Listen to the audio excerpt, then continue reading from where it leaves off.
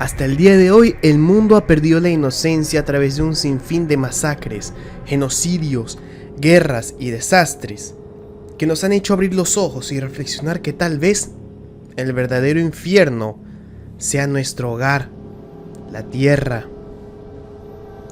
Muchas veces nos confiamos y creemos que ya no hay nada que nos pueda sorprender. Confiamos mucho en las personas en nuestro alrededor, sin darnos cuenta de la naturaleza primitiva que esconden. Tal vez unos ojitos bonitos o un cuerpo bonito esconda la bestia que tiene dentro. Es porque eso es lo que somos. Somos bestias, solamente que la tenemos contenida en ese espacio que está entre la cordura y la locura. Muchos de los acosadores, psicópatas, asesinos y secuestradores tienen esas bestias sueltas, pero muchas veces las esconden bajo la tutela de la astucia, la inteligencia, el carisma. ¿Alguna vez les han aconsejado a sus padres de niños que no acepten dulces extraños? Tiene mucho sentido. No aceptes dulces extraños porque puede pasarte algo muy malo. Y créeme que en verdad eso tiene mucho sentido con la historia que les voy a contar justo ahora, porque esto en verdad pasó. Mi nombre es Remo Rodríguez y los invito a pasar una noche incómoda. En este podcast seré el cazador y tú serás la presa.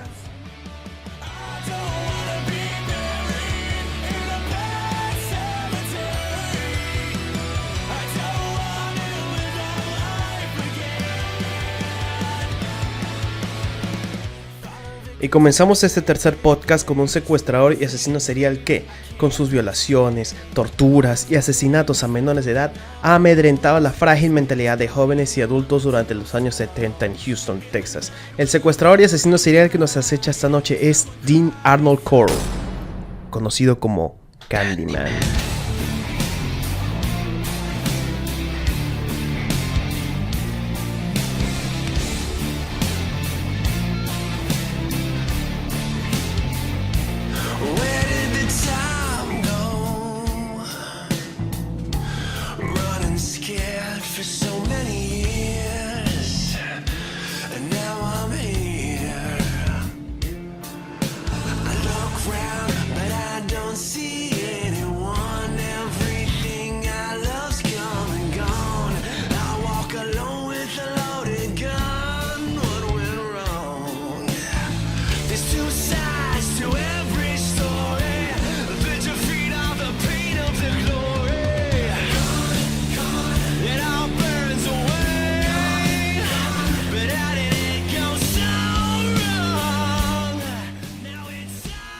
Y comenzamos este tercer podcast escuchando la rola para los créditos del videojuego Resident Evil 2 de nada menos que el compositor Cody Matthews Johnson. La canción se llama Sode, una canción que recomiendo mucho escuchar. Y si tienes el juego, escúchalo con los créditos. Pero bueno, entremos a lo nuestro. Dean Corll fue un asesino en serie estadounidense que, junto con la ayuda de dos cómplices adolescentes, David Owen Brooks y Elmer Wayne Henley, secuestraron, violaron, torturaron y asesinaron a al menos 28 jóvenes, aunque el número exacto podría ser superior a 40 jóvenes, en una serie de asesinatos que abarca desde 1970 a 1973 en Houston, Texas. Los crímenes que se conocieron como los asesinatos en masa de Houston salieron a la luz después de que Elmer Wayne Henley confrontó a Dean y le disparó en repetidas ocasiones a Corll hasta que cayó muerto, y su cómplice Henley, de 17 años, lo reveló todo. Corll pudo haber matado antes de 1970. Por ejemplo, en 1968, cuando dirigía la tienda de dulces, sus colegas lo vieron cavando hoyos. Cuando se le preguntó por qué, respondió que estaba enterrando dulces caducados para evitar la contaminación por insectos. Sobre los hoyos derramó un poco de cemento. Corll poseía los mismos rollos de plástico que usaba para envolver a las futuras víctimas. La cara pública de Corll como un hombre agradable, cálido y respetuoso con sus vecinos, y la cara oculta de Corll como un sádico sanguinario que ingenió varios métodos de tortura y que perdía los papeles castigando a sus cómplices. El perfil criminal de Candyman era sin dudarlo inquietante y aterrador por su fachada de hombre modélico que regalaba dulces a los jóvenes locales y la muy oculta cara sedienta de frenesis y orgías de sangre y dolor ajeno. ¿Quieren saber más? Bueno, vamos a ello. Dean Arnold Corll nació el 24 de diciembre de 1939 en Fort Wayne, Indiana, Estados Unidos. Es el primer hijo de Mary Robinson y Arnold Edwin Corll. El padre de Corll era muy estricto con su hijo, mientras que su madre era muy sobreprotectora con él. El padre era un ex policía, pero a cada rato lo castigaba, a veces sin motivo alguno. Su matrimonio se vio empañado por las peleas frecuentes, y la pareja se terminó divorciando en 1946, 4 años después del nacimiento de su hijo menor, Stanley. Corll era un niño tímido y serio que rara vez socializaba con otros niños, pero que al mismo tiempo mostraba una preocupación por el bienestar de los demás. A la edad de 7 años, sufrió un caso no diagnosticado de fiebre reumática, que solamente se notó en 1950, cuando los médicos descubrieron que Corll tenía un soplo cardíaco. Como resultado de este diagnóstico, a Corll se le ordenó evitar la educación física en la escuela.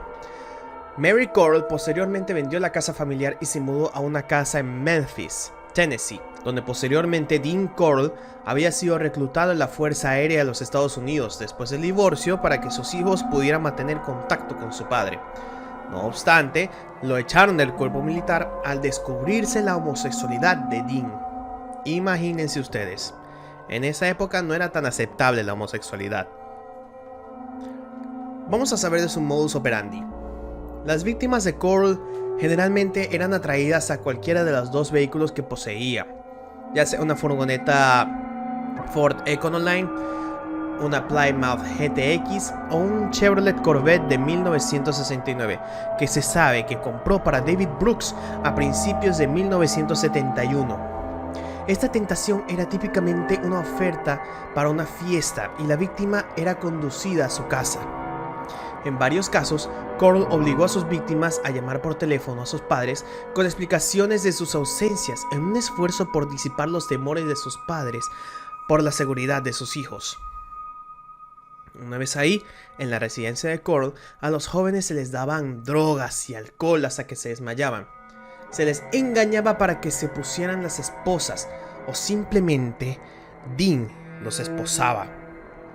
Luego los desnudaba y los ataron a la cama, o por lo general a un tablero de madera contrachapada, que con frecuencia colgaba de una pared.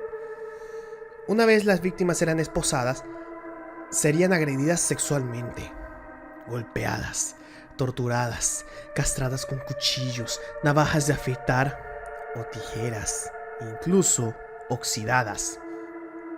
Y a veces, después de varios días, eran asesinadas por estrangulamientos o por disparos con una pistola calibre 22.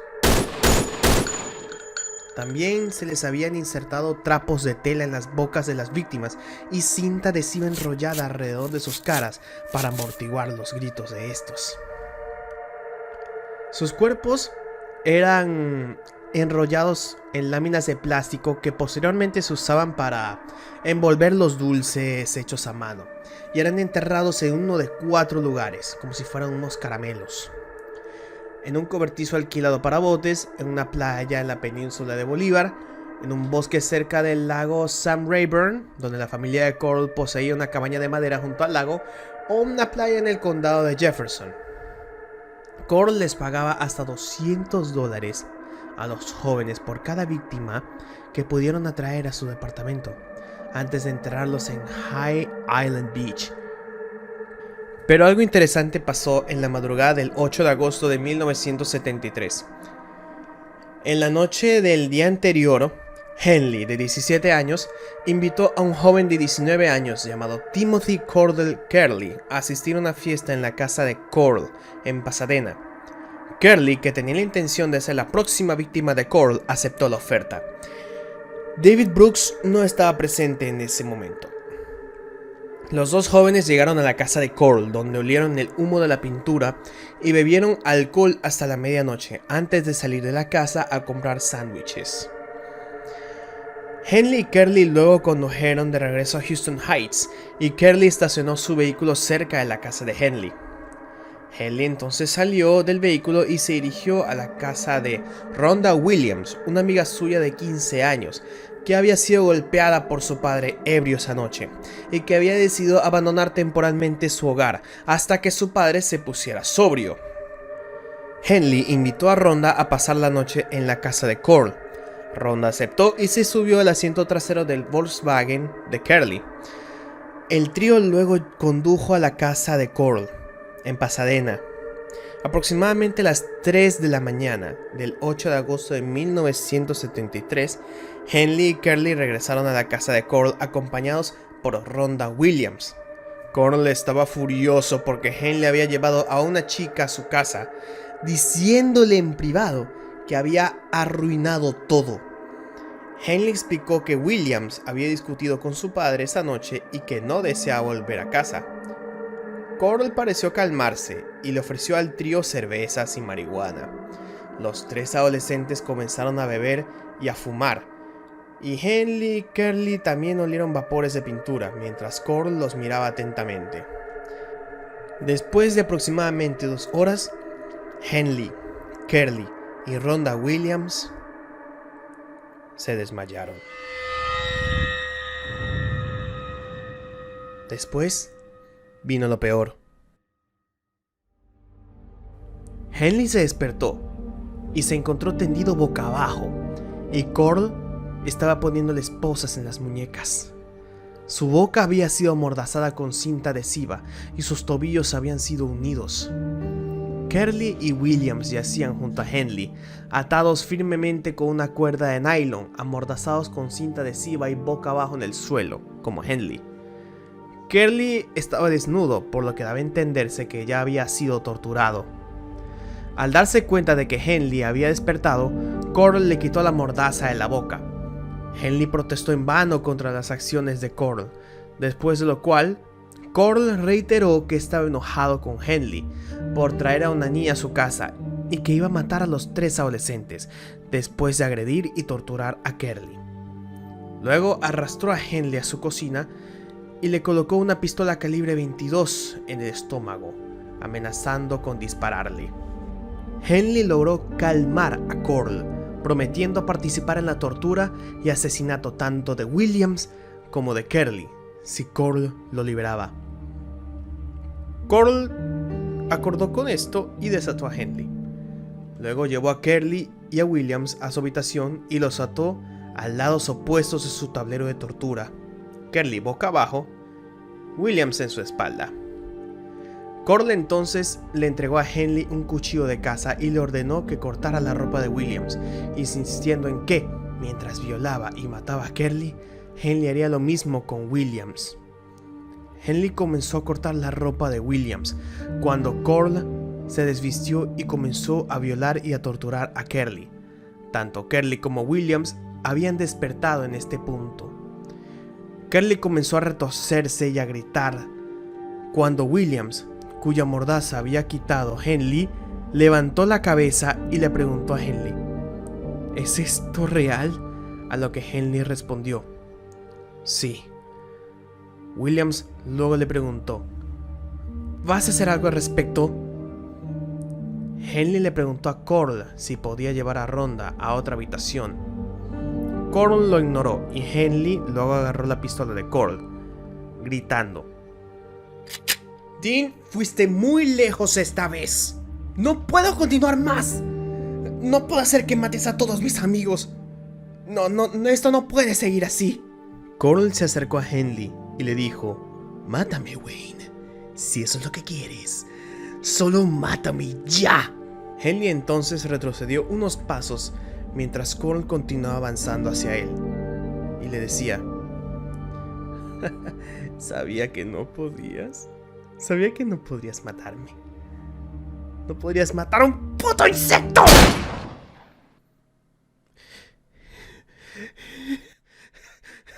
Henley le disparó a Coral, solo que no penetró completamente en el cráneo. Pero Coral respondió dando balazos hacia Henley, después de lo cual el joven disparó otras 2 balas, hiriendo a Coral en el hombro izquierdo. Coral se giró y salió tambaleándose a la habitación, golpeando la pared del pasillo. Henley disparó 3 balas adicionales contra su espalda y hombro, mientras Coral se deslizaba por la pared, agonizando en el pasillo fuera de la habitación donde los otros 2 adolescentes estaban atados. Coral cayó al suelo, desnudo, y murió desangrado.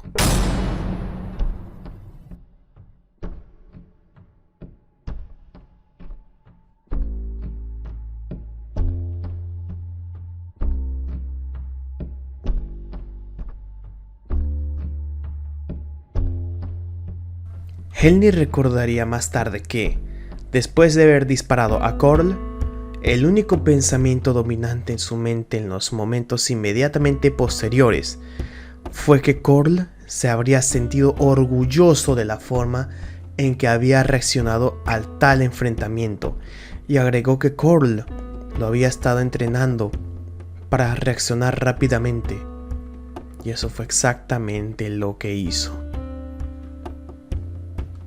A las 8:24 de la mañana de ese mismo día, Henley llamó a las autoridades de Pasadena. Su llamada fue atendida por un operador llamado Velma Lines. En su llamada, Henley le espetó al operador que será mejor que vayan ahora mismo, que acaba de matar a un hombre. Henley dio la dirección al operador como 2020 Lamar Drive, Pasadena, mientras Curly, Williams y Henley esperaban en el porche de Coral para que llegara la policía. Henley le mencionó a Curly que le había disparado 4 o 5 veces. Durante el registro de la casa, se encontraron las tablas con sogas y esposas, además de un arsenal de juguetes sexuales con los cuales Coral supuestamente sodomizaba a sus cautivos. También se hallaron cajas con herramientas que servían para torturar y mutilar a las víctimas de Coral. Sin embargo, no había ningún cadáver, aparte del supuesto asesino en serie. Tras ser llevado al vehículo policial, Henley gritó que no le importa quién lo sepa, que tiene que sacarlo de su pecho. Entonces Henley decidió contarlo todo a las autoridades y los crímenes salieron a la luz. Henley aseguró saber dónde se encontraban los cuerpos, y una vez que se terminó de registrar la casa y se retiró el cadáver de Coral, la policía se llevó al muchacho a la comisaría. Aún eran escépticos con respecto a sus declaraciones, pero sí era cierto que lo que tenían entre manos era algo muy, muy grande. David Owen Brooks y Elmer Wayne Henley fueron condenados a cadena perpetua por ser cómplices de un gran asesino en serie. Aunque muchas veces en 1970 la violencia se presenta con más frecuencia, este fue uno de los casos peor documentados. ¿Por qué digo peor documentados? Porque por más que los policías lograron intentarlo, no pudieron sacar todos los cadáveres. Solo los de estómago más fuerte pudieron completar el trabajo.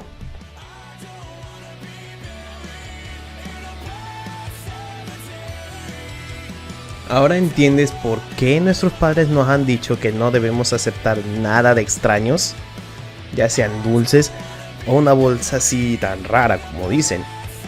Fue por este caso de Dean Coral. Muchas personas no conocemos nuestra naturaleza como tal, como personas. Algunos dicen que si no te controlas, puede que tu bestia salga a la luz. Somos bestias, somos animales por instinto. Todos nosotros tenemos un instinto animal. Claro, no hay que negarlo, pero cuando sale a la luz, eso es lo más horroroso que te puede pasar. Personas como Coral en los años 70 han sido las más famosas hasta ahora. Incluso en podcasts que hablan sobre asesinos seriales, este es el más conocido. Tal vez no en medios como lo que son los periódicos o los libros, pero en podcasts como estos, estos sí que se ven bastante. Y este fue nuestro tercer podcast de Una Noche Incómoda con Dean Corll, conocido como Candyman. Si quieren pasar a ver las fotos de Dean Corll, pueden pasarse por mi Instagram, @Rodríguez, y revisar unos highlights. Les habló Raymond Rodríguez. Hasta la próxima, y recuerden que, aunque no lo queramos, siempre hay un monstruo cuidándonos las espaldas.